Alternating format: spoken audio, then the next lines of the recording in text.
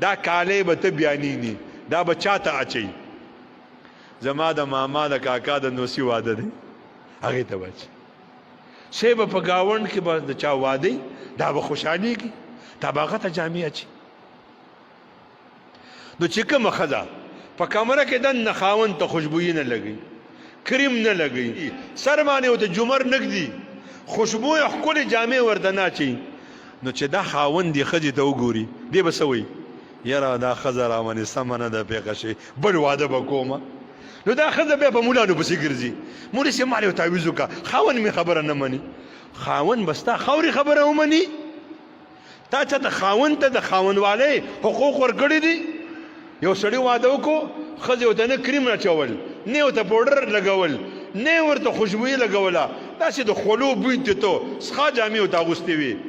خاوند ته وایي چې زه دا مخ چا چاته ښیم هغه چې ورته وکتل ما ته یې مخ نور چا چاته ښایي قسم په خدای زموږ زنانه دقسې زموږ زنانه په کمرو کې دننه خوشبویي نه لګوي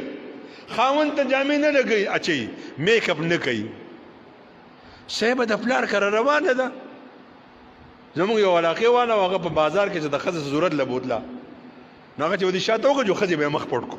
چې ده به بیا ورو هغې به بیا مخ کار وکړو د چې پې رامنډې کړې برقه یې ته وشنوله خدای دې تباه کړه ته خو زما نه ستر کوي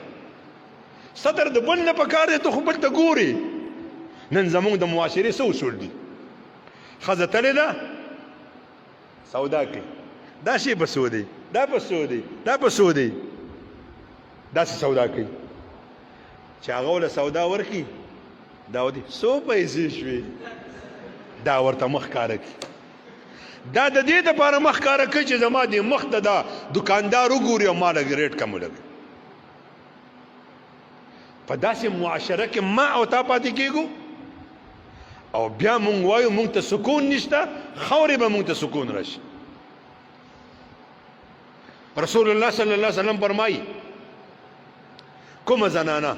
چې صرف 5 منځونه کوي د یوې میاشتې روجې نیسي د خپل خاوند خبره مني د خپل خاوند په امانت کې چې د دې بدن د دې سره امانت دی او مال امانت دی په دې کې خیانت نه کوي نو چې د جنت په کومه دروازه دا غواړي داخله دي شي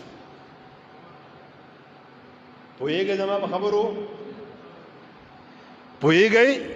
5 منځونه کوي د یوې میاشتې روجې نیسي د خاوند خبره مني او د خاوند په امانت کې خیانت نه کوي نن لاړ شئ خپلو میندو خویندو ته وګورئ خپلو ښځو ته وګورئ لکي خدمونه کوي صیبه دا راته چا ویلی دی دا لا اله الا الله صیبه دا به 2 لکه پیرې وای صیبه مسلې اشارې کړي وی سولولي صیبه روجې نیسي خاون ورته حکم کوي دا نه مني د خاون حکم څه دی چې په تناره ولاړئ او ډوډۍ سوځي او خاون درته وي تعال هنا زما خواته راشه دا ډوډۍ دې وسوځي د خاون خبره کټوۍ دې باندې کړې ده سالن سوځي خاون درته وي دې خوا راشه او دې د خاون خبره ومنله نو دې زنانه په باره کې رسول الله صلی الله علیه وسلم فرمایي د جنت په کومه دروازه چې د خوښه شي لاړ داخله شي زمونږ زنانه څه کوي منځونه خو یې څه وایمه ذکرونه خو یې څه وایمه ټول عمر یې په لاس کې تسبیح دي او چې دا بیګانې پکې لا ملګري شي او تسبیح راغستې زه خو ذکر کوم ته ذکر کوې پردو خلکو ته ګوري په تا لعنت ورېږي دا ګاډی کوم ځای ته ځي مونږ پلاني ځای ته ځو په تا لعنت ورېږي خورې ته چېرته روان هندوان به د قیامت په ورځ په جهنم کې وي ستاسو زموږ زنانه هندوانو ته لاسونه مخکې کوي ما ته د عامل دا بنګړي په لاس کړه ما ته د ګوتې واچه دا هندوانو د سیکانو نه مونږ سوداګانې کوو د پردو خلکو نه سوداګانې کوو شریعت ولې د خپل لیور نه ستر دی د سخر نه په جایز حق کې ستر دی د خپل پلان نه په جایز حق کې ستر دی د خپل رور نه په جایز حق کې ستر دی مونږ زنانه مونږ څه وایو زنانه په سودا ډېرې پوهېږي